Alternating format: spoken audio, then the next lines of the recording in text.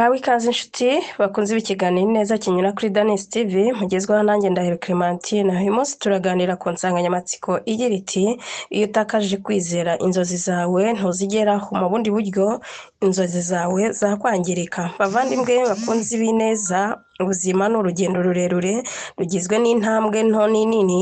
Buri wese muri twe agira inzozi hafi uwifuza kuba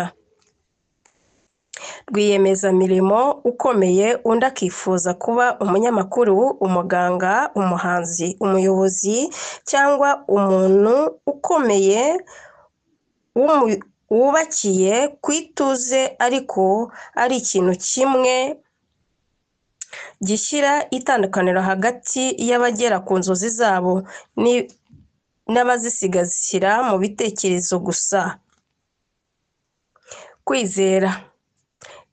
Ingingo ya mbere, inzozi ni iki mu buzima bwa muntu? Bakundwa, inzozi si amagambo meza gusa tuvuga igihe turi mu byishimo. Inzozi ni igitekerezo, ni ishusho ry'ubuzima twifuza kuzageramo ejo hazaza. Ni igitekerezo gikura mu mutima kikadutera gukora, kwihangana no kwigomwa. Iyo umuntu afite inzozi aba afite impamvu imwibutsa cyangwa imubyutsa buri gitondo. Nshuti yanjye, ariko iyo kwizera kuzimye, inzozi zihinduka umutwaro.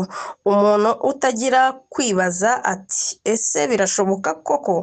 Ese ni jyewe muto cyane? Ese sinatinze? Aho niho urugendo rutangira gusubira inyuma. Ingingo ya kabiri, kwizera ni umusingi w'intsinzi.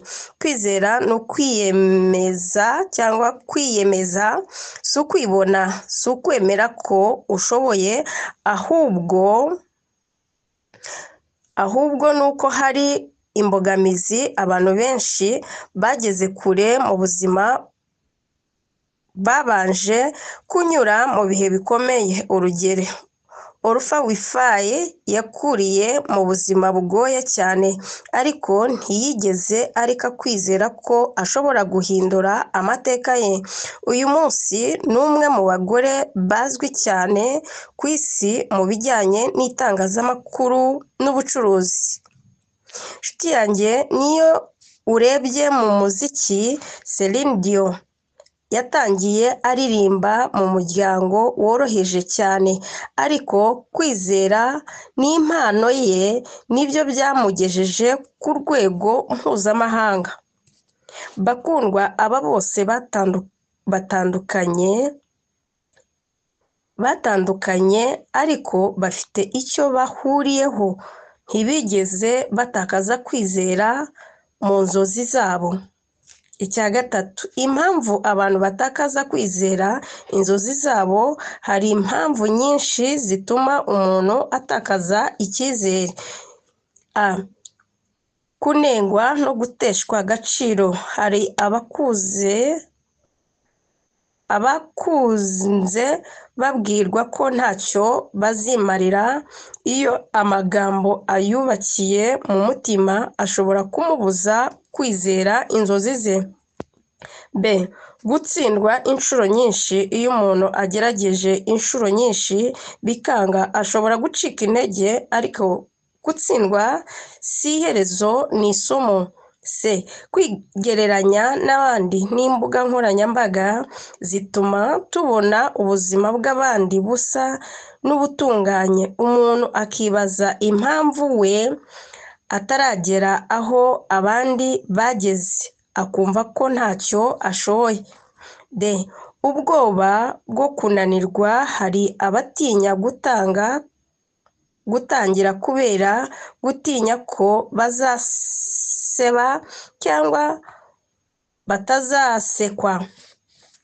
Ariko rero twibuke ko nta muntu wubatse izi nzozi, nta wageze kure atanyuze mu rugendo rurerure rw'ibigeragezo. Ingingo ya kane, iyo utakaje kwizera inzozi zawe bigenda bite? Nshuti yanjye, iyo icyizere kigabanutse ibikorwa birahagarara, umuntu areka kugerageza, areka kwiga, areka kwiyungura ubumenyi, inzozi ze ziguma mu mutwe gusa. Iyo utakaje kwizera ureka gutinyuka amahirwe mashya, ureka kwiyemeza, ureka kwihangana, ureka no gusenga cyangwa gusaba ubufasha. Ubuzima buraguhinduka ubusanzwe batagira icyerekezo, ariko siko bigomba kuguma. Ingingo ya 5, uko wakongera kuba kwizera kwawe. Ihangane n'amateka yawe, emera ko aho wavuye, wemere n'amakosa wakoze. Amateka yawe si gereza, ni isomo.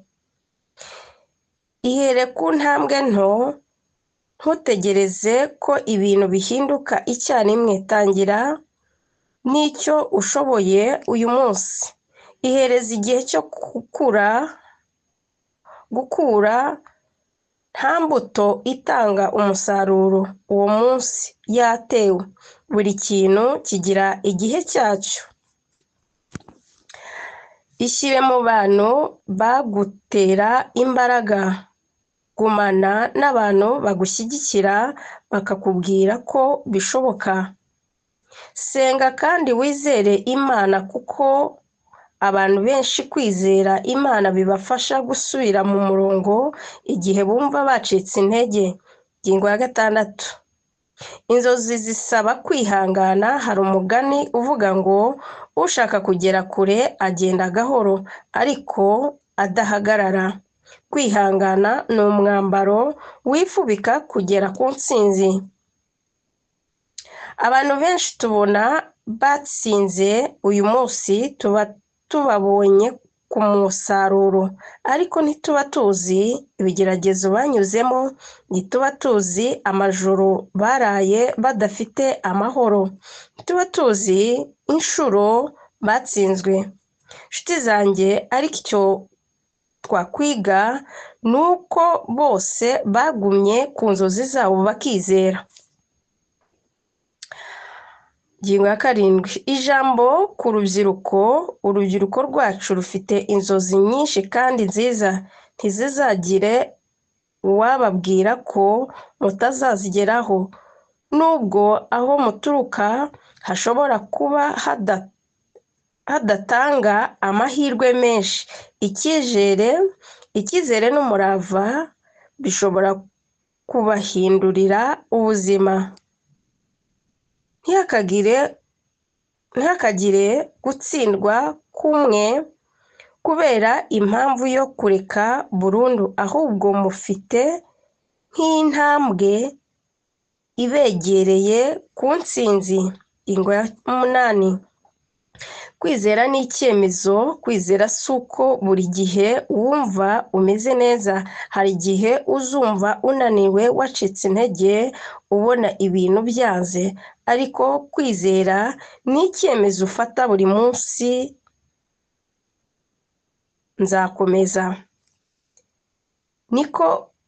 Ni ukwibwira uti nubwo byanze uyu munsi, nzongera ngerageze ejo. Nubwo banseka nzakomeza. Nubwo babigeraho sinzabireka. Iyo ufashe icyo cyemezo uba utangiye urugendo rushya. Ingingo ya 9, tekereza ejo hazaza hawe. Fata akanya wiyumvemo. Ese imyaka 5 iri imbere wifuza kuba uri he? Ese inzozi zawe ni izihe? None se urimo gukora iki uyu munsi kugira ngo uzigereho? Niba wasanga waratakaje icyizere uyu munsi, ube umunsi wo kwisubiramo. Ntutekereze undi muntu ngo aze akwemerere ko ushoboye. Icyo cyemezo kiri mu biganza byawe. Musozo w'ikiganiro, bakunze ikiganiro Ineza, twibuke ko inzozi ni umusingi w'icyemezo cyacu. Kwizera ni moteri igutera intambwe. Gutsindwa si iherezo, kwihangana ni urufunguzo rw'intsinzi. Iyo utakaze kwizera inzozi zawe ntuzigeraho, ariko iyo ufashe icyemezo cyo kongera kwizera, nta kabuza kuzigeraho uretse wowe ubwawe. Uyu munsi ndagusaba ongera wizere inzozi zawe, ongera wizere impamvu yawe, ongera wizere ubuzima bwawe bufite agaciro kandi ushobora kugera kure kurusha uko ubyibwira. Murakoze gukurikirana ikiganiro neza kinyura kuri Danis TV, mugezwaho nanjye Ndahiro Clementina. Murakoze cyane kudukurikira kandi ntimuzacikwe n'ikiganiro cyacu cy'ubutaha. Imana ibahe umugisha kandi ibasenderezemo icyizere gikwiriye. Shalom.